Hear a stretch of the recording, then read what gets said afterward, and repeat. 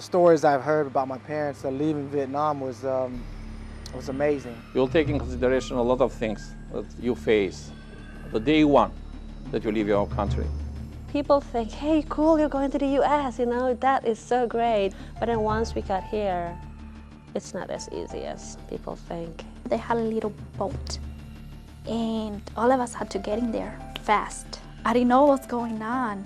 I just knew that we had to go to the other side. And that was the moment I was like, okay, what have I done? What have I left, and where am I, and what's going on?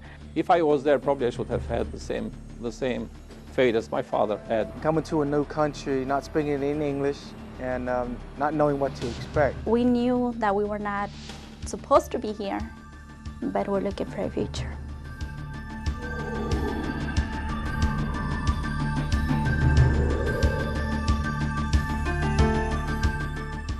I born and raised in Jakarta. That's the city, that's the capital city. Maybe I can say it's like New York, with all the tall buildings, with all the streets, people cursing on the street, all the crime. I went to New York 2 summers ago, and I'm so surprised that I feel so homey there. I was born in Helsinki, which is the capital of Finland, and I've lived in Helsinki pretty much all of my life, maybe a couple of years outside it, so definitely a city girl. I am born in Albania, in capital of Tirana, in August 1648, and I was growing up there.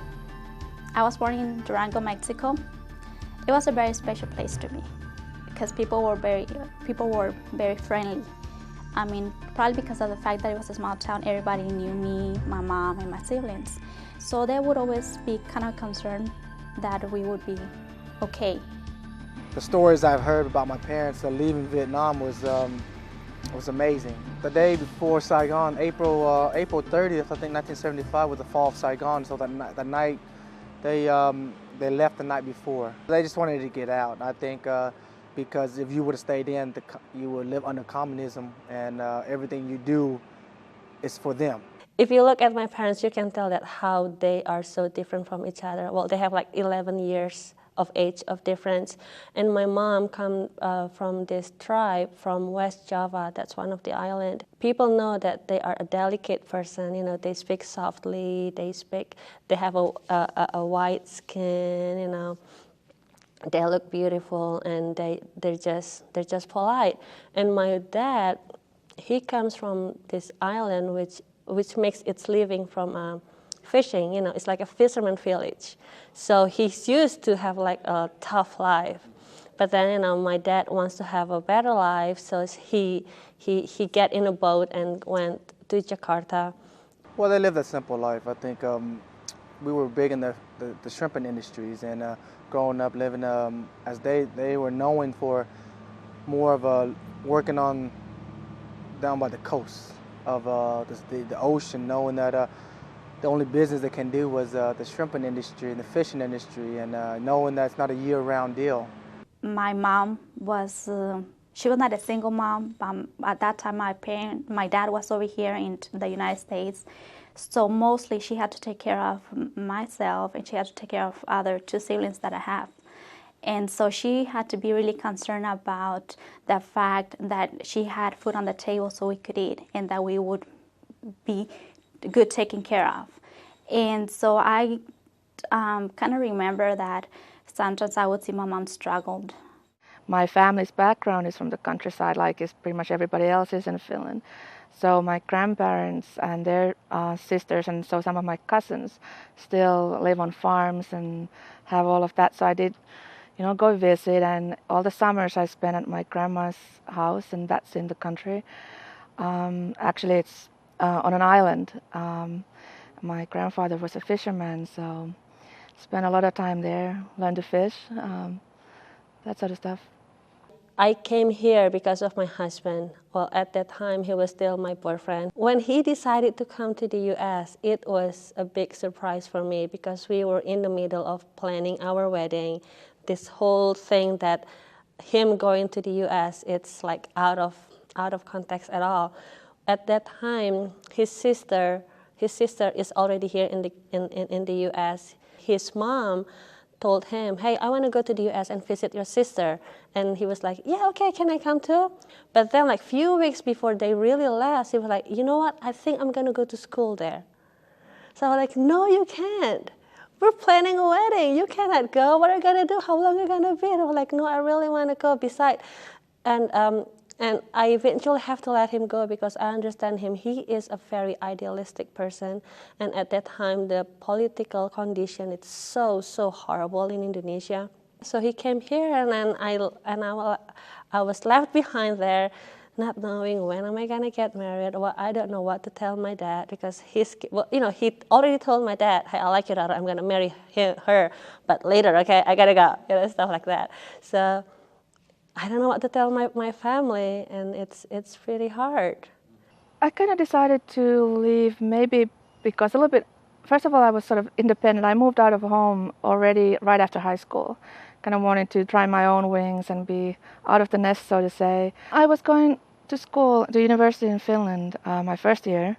Wasn't happy with it at all. Just didn't feel like it was really giving me anything, and I was trying to figure out what I wanted to do when I grew up and what I kind of envisioned my life to be, and just didn't see it there. And I thought, well, maybe that's a good time to go do something different and see something different. And that's kind of where the decision came about to go to college in the U.S.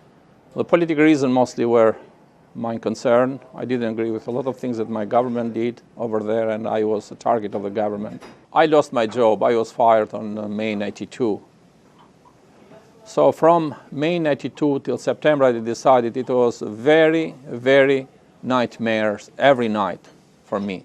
But my concern was especially about my kids, It was a tough decision. I was not a kid, So I took all my family, thanks to a couple of my friends in Washington, D.C. that I used to work before.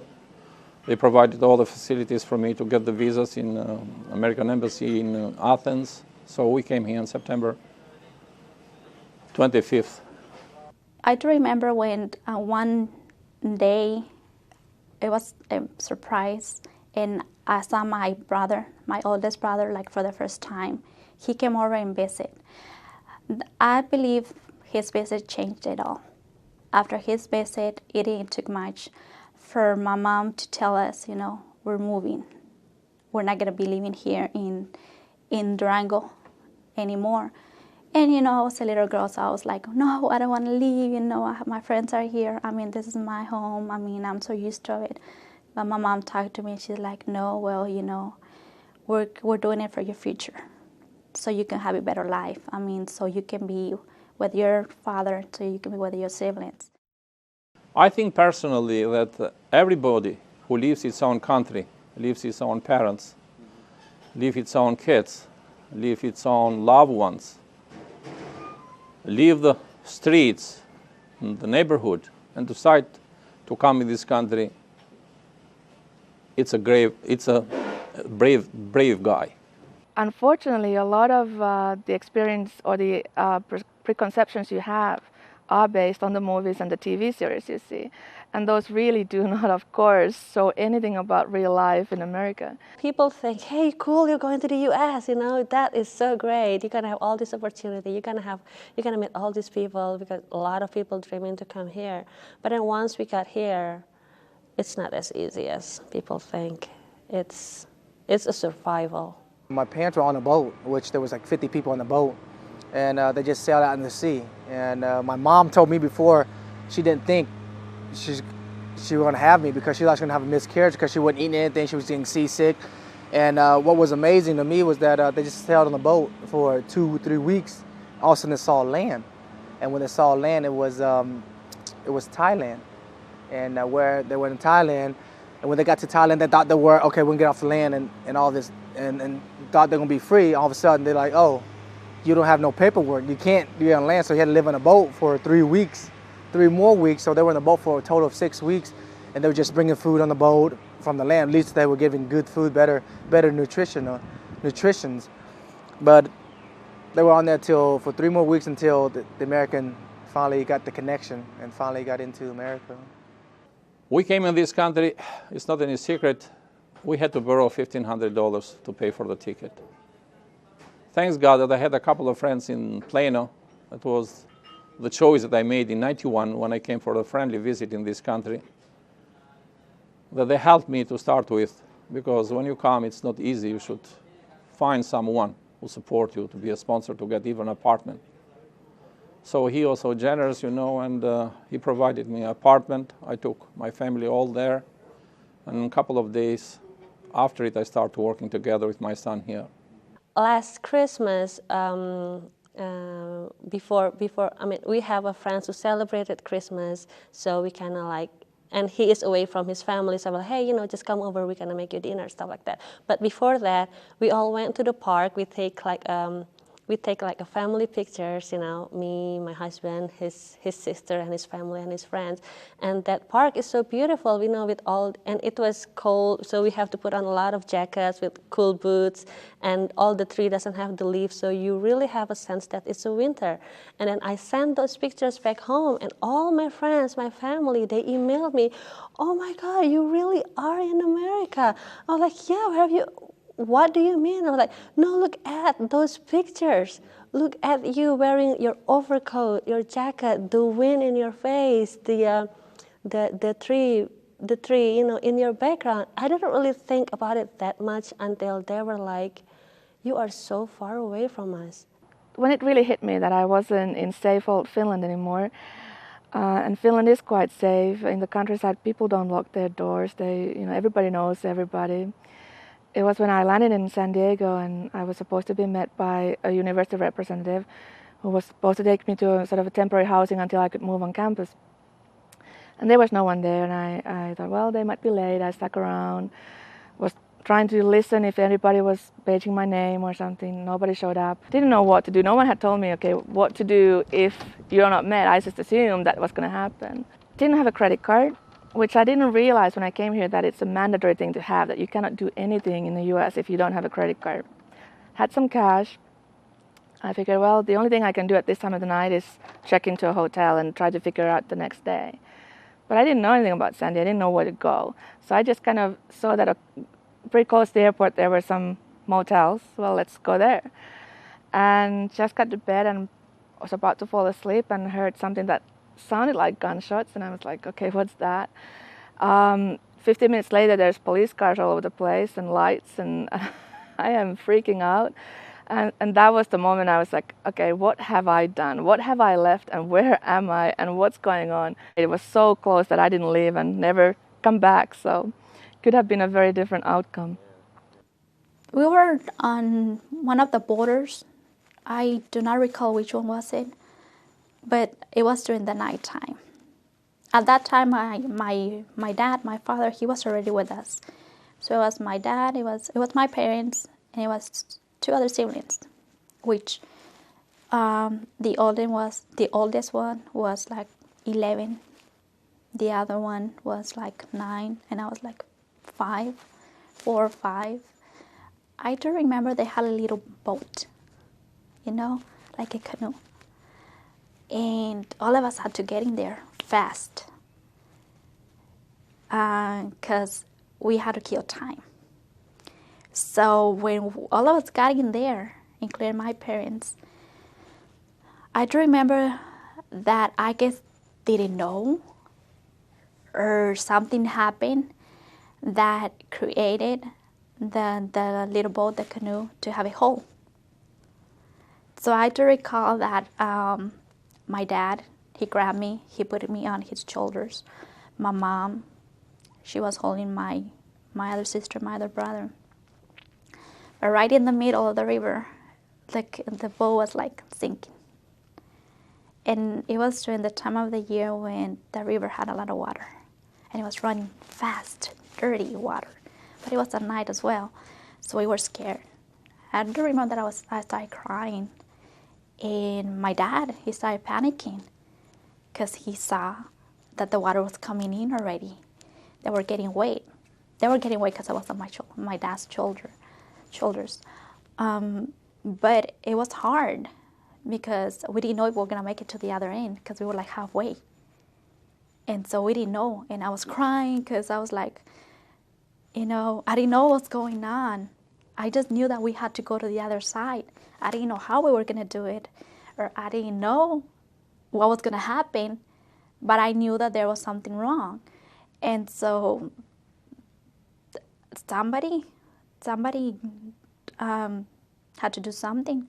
So I do remember that my dad, he said, well, just, don't let go of your mom, just grab me tight. No matter what happens, don't scream. No matter what happens, don't let go. Okay? So it took us a while, but we made it. We made it to the other side. We weren't, I guess, welcome in a lot of ways. We were by the Catholic charities that took us in and supported us. And there's the one in Fort Chaffee, Arkansas, where I was born, was a refugee camp where they took me in, and that's where I was born. And our family, that's where we got to meet other charity groups all around the country. And we were taken in the one in Michigan, in Kalamazoo. And where in Kalamazoo we were there, they donated us a car and stuff to transportation. My dad worked at the church. My mom did too as well, to put food in. They were helping us out. And then from then on, we got connection with all our relatives. When we were at Fort Chaffee, they gave, wherever you went, you would give the address. So we have addresses and stuff.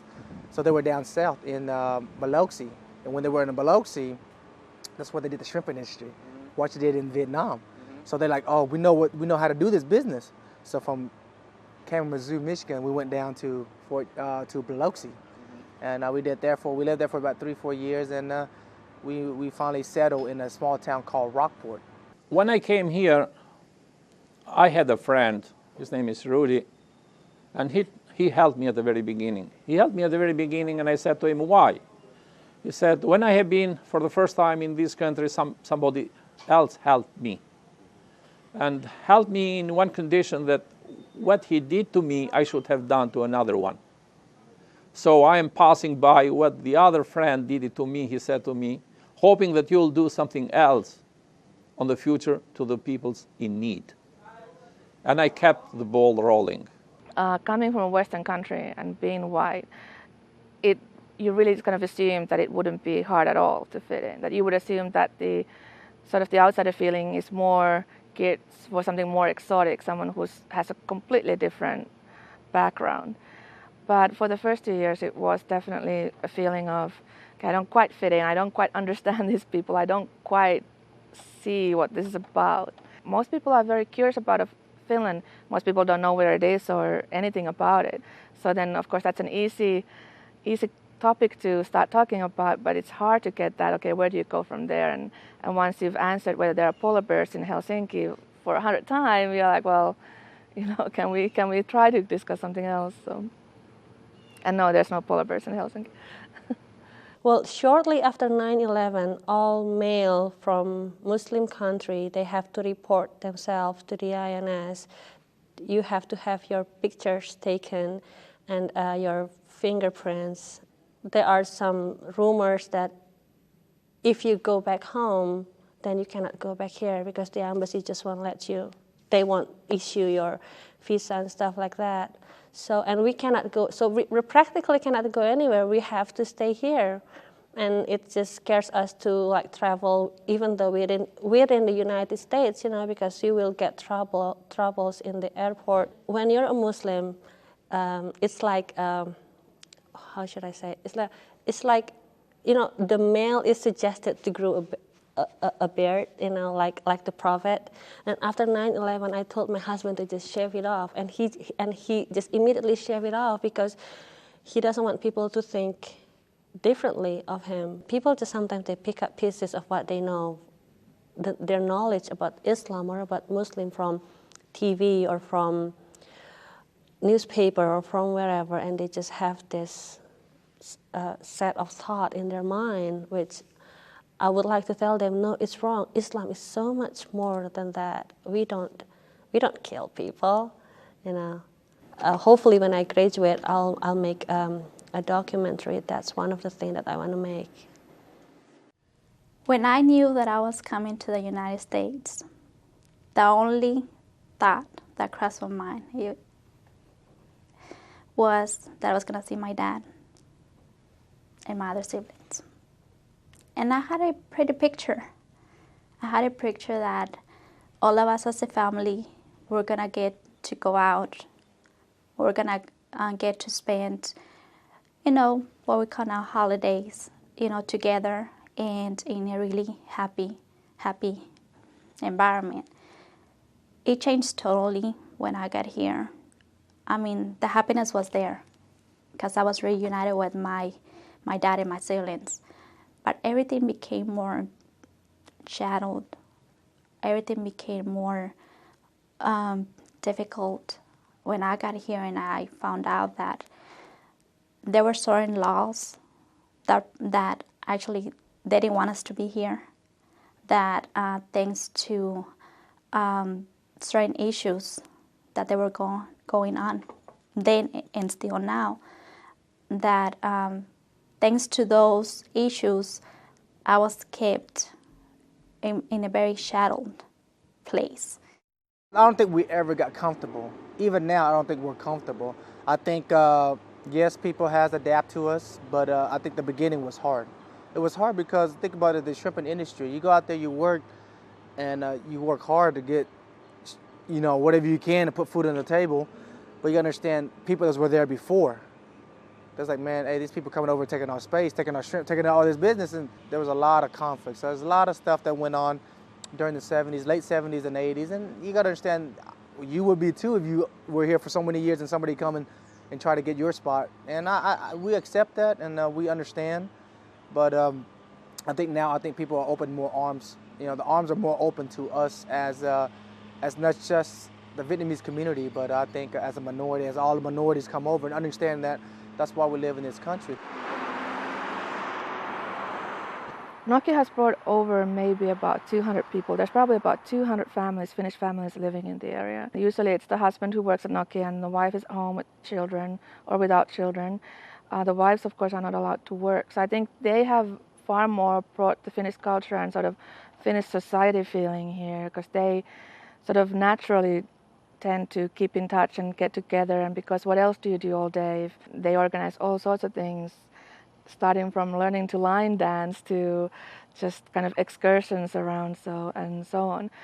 I haven't participated a lot in that because I do work here, so my whole kind of look is different. My focus is more around the workplace, and my friends are the people who work there rather than the spouses. So we have the restaurants that we bought on after 97 together with my son. He is my partner. We live across the street here, so our dream became true only in this country. Because it's great to work with your family, but sometimes, on the bad days we should argue. I raise my voice, the kids do not like it sometimes, but that's the way it works, because nothing comes smoothly sometimes. But thanks God and thanks our customers, we are doing great. We're doing great.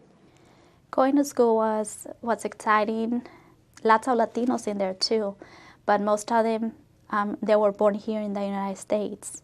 So they didn't know nothing about my country. They didn't know nothing from where I was coming from.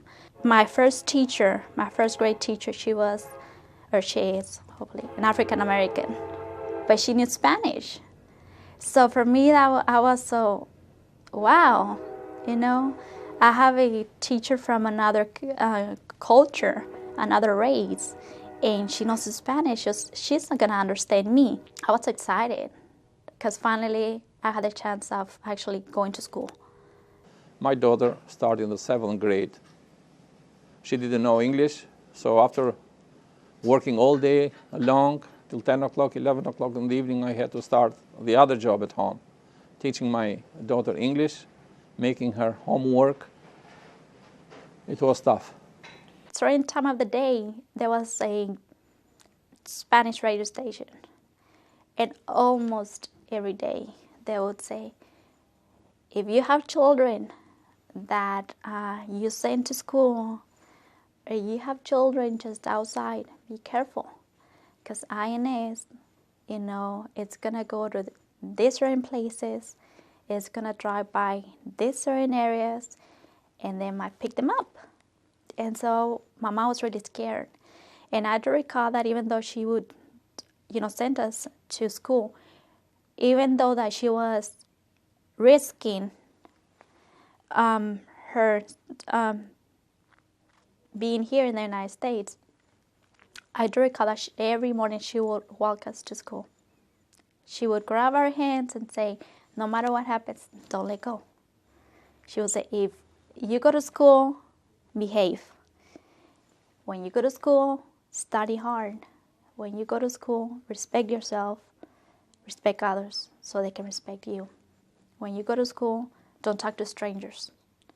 When you go to school, don't go with anyone. And the reason why is because she was afraid that INS would come to school and pick us up. That's when I realized that we were here in the United States, but we were struggling just to be here. What helped me mostly was, that when I came here, I knew English, That's a barrier that everybody has, So I should suggest that everybody makes his own mind to go anywhere. He should know at least its own language, because without knowing the language, you do not know the rules, you don't know how to communicate with the people, you cannot get in touch with their culture, with their habits, with their life, so it is very tough. So the language, I think, is a very, very important thing, that helped me a lot. For me, it was like I was just inside a room, We hardly had furniture. We didn't have nothing. I mean, we would sleep on the floor. We didn't even have a TV, so we could keep ourselves entertained. We didn't have toys. It was just an empty room. Blankets and pillows just on the floor. And so when I came here, even though in Mexico I didn't have a lot, for me it was a big change. And I would see that my parents, my brothers, they were worried for us not to be caught. When we would go out, we used to hide ourselves. I mean, we are a big family. So at times that we had to go out, we just had a truck. So they had to hide us. I don't remember how, but they had to hide us. And the reason why is because my brother, he was trying to protect us. It was just hard to not being able to peek and see outside, not being able to see other children, how they would walk, with their parents, or it was hard for me sometimes to see people, especially children, outside playing. I think more than anything, I think when I was little, my parents would tell me, hey, hang out. When I was little, I was about 5, 6 years old, they said, hang with your cousin and hang with your family members, because you don't know who to trust then. And that's all that conflict was going on. And then, but for me, I was a little kid. I was like, man, recess time, I was outside running around, playing soccer, whatever it is, with all the kids. And, I had black friends, I had, white friends, I had Hispanic friends, I had all different race of friends. And I think where I grew up, at my generation, is that, yes, our parents, there was conflict, but the kids were just having fun. Mấy em Hiền qua bên kia đi, qua bên tay trái đứng nha. We didn't know what the movie was about. We didn't know it was bad, how bad it was about the conflict that was going on. But it was a time when we didn't make the decision. Our parents made the decision. We were asked to do it, and we talked to our parents, and they said, oh, you're making X amount of money a day?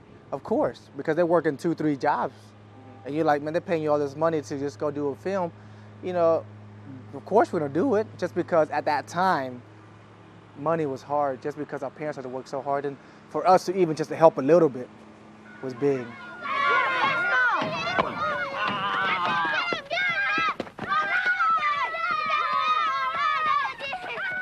It happened in '98. I intended to go there because my father was sick, and he asked me to go, but I couldn't make it. And it happened that during these days that my father was sick, a couple of people entered by force at my home there, and caused the death of my father. If I was there, probably I should have had the same fate as my father had, So things still are not settled there, A lot of people are facing very, very tough times. So from the time I've never been there, and it is very tough. My mom is almost 80 years. I know that how many more talks I'll have with her, It's very tough. Believe me, it's very tough, but thanks God, she's enjoying good health. The same with my in-laws and my friends there. So that's life. That's life. It's not easy. When I was probably about 6, 7 years, one day, morning, it was in the morning, my brother had to take my 2 older sisters to work. And so, they were driving and everything. They got stopped by INS. My brother, he was here legally, but my sisters, they weren't. So, of course, the first thing is like, well, show me your documents. My brother did. My other sisters, they couldn't. When my brother came home, and he's like, they have taken my sisters. And my mom goes, where? Well, INS. Right now, they have them in jail. In jail? Yes, they have them in jail. We spent they were in jail for about probably a day or so. From there, they were transferred to Mexico. They didn't know no one, because they were just sent to the border, one of the borders. They didn't know no one. They didn't know no one. They were clueless. One of them probably was like in her 20s. The other one probably was like in her 16, 17. So they were just across the border. No help at all. No way to communicate with us. Nothing. We spent about a week without seeing them. Once in a while, whenever they could, they would phone call. Not us, because we didn't have a telephone number. They had a phone calling neighbor that we had, just to let us know that they were okay, and to know what my parents, and especially my brother, what was he going to do if they were going to go directly to Durango, if they're going to stay in there, to try to make it back to the United States. So about probably a week, 2 weeks, I was without seeing them. And the worst thing is that one of my sisters, she was married. And she had barely had given birth to my nephew now. And so she was about a week, 2 weeks without seeing her son. And I was about 1, 2 weeks without seeing my sisters. And we were worried, because you know how it is. There were 2 females. They were women. So of course we had to be worried about them. And so that's when I realized that the pretty picture that I had, it was not a pretty picture anymore, because they had taken my sisters away from me. They came back to the United States because somebody brought them again, illegally. But when I knew that they were safe is when I actually saw them physically, and I hugged them. We played soccer one year, and I was about 10 years old. And there was the first year I played, I was about 8. And I was the only Vietnamese on the team, and I was the last one got drafted on this team. And I played, and 2 years later, the team of 15, 12 were Vietnamese. And 2 years after we were all 12 of us played, we won the championship. And we got introduced to go get the trophy. I don't think there's anybody that clapped for us, because everybody was so mad that we were the one that won. And there was a lot of people that was very disappointed. And, and from then on, I knew, there's tension. You're always going to have tension just because of what we were. And, everybody's going to have a stereotype, and everybody's going to have their opinions. And then when I was a senior in high school, we played, first time we won district in football. You're talking about the whole town got together, everything was patting the back, and you sit back and you go, man, 10 years ago, and now, how things have changed. And you think it's changed now. I think I go back home, I'm welcome, open here. It's just amazing that I'm not saying that I made a difference, but the community has accepted us. That's the one thing about America. I mean, everybody here at some point has come from somewhere else.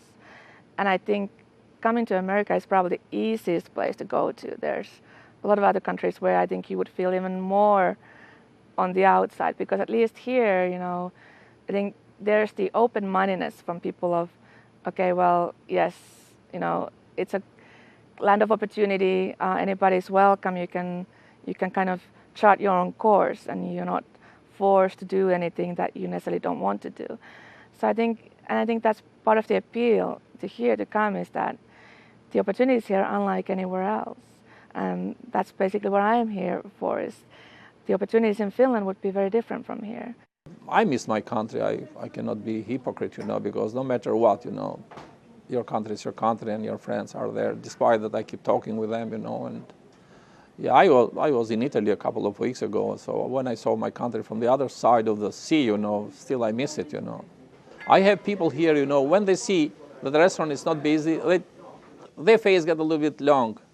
When they see this wait and they see it's crowd, they keep coming and patting me on the shoulder. Max, good of you.